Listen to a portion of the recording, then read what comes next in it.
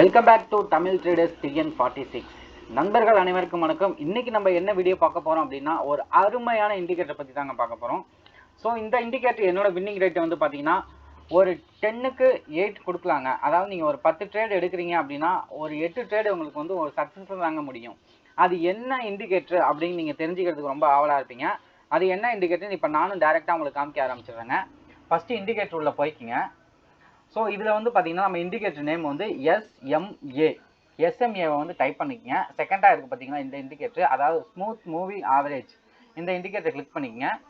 Click பண்ணதுக்கு அப்புறமேட்டுக்கு இதில் வந்து நம்ம வந்து பார்த்தீங்கன்னா ஒரு சின்னதாக வந்து ஒரு மாடிஃபிகேஷன் பண்ணுற மாதிரி இருக்கும், அதாவது செட்டிங்ஸை மாற்றுற மாதிரி இருக்கும். அந்த இண்டிகேட்டர் வந்து பார்த்தீங்கன்னா மேலே டச் பண்ணோன்னா அந்த செட்டிங்ஸ் வந்து பார்த்தீங்கன்னா நமக்கு இந்த இடத்துல ஷோ ஆகும்.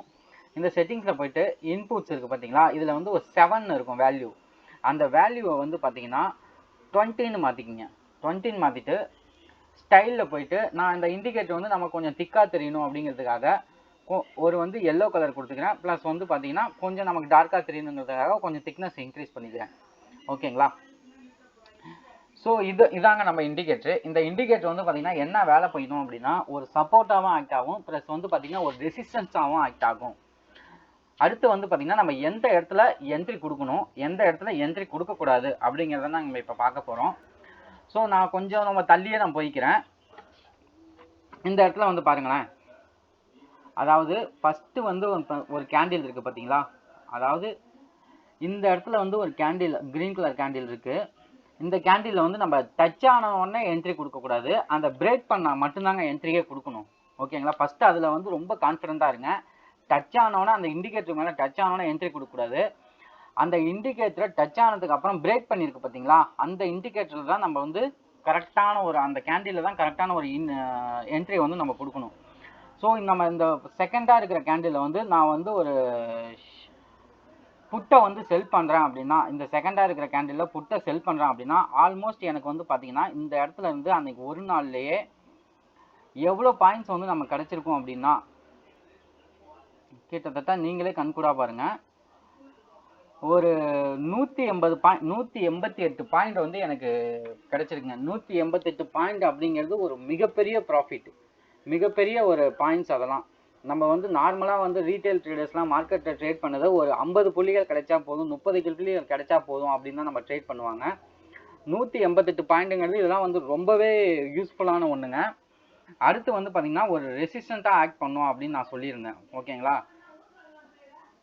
ஸோ இந்த இடத்துல வந்து அதே மாதிரி ரெசிஸ்டன்ஸுங்கிறது பாருங்கள், இங்கேருந்து மேலே போகிற கேண்டில் வந்து பார்த்தீங்கன்னா மார்க்கெட் மேலே போகுது, இந்த இடத்த ரெசிஸ்டன்ஸ் ஆகி மறுபடியும் கீழே வந்திருக்கு.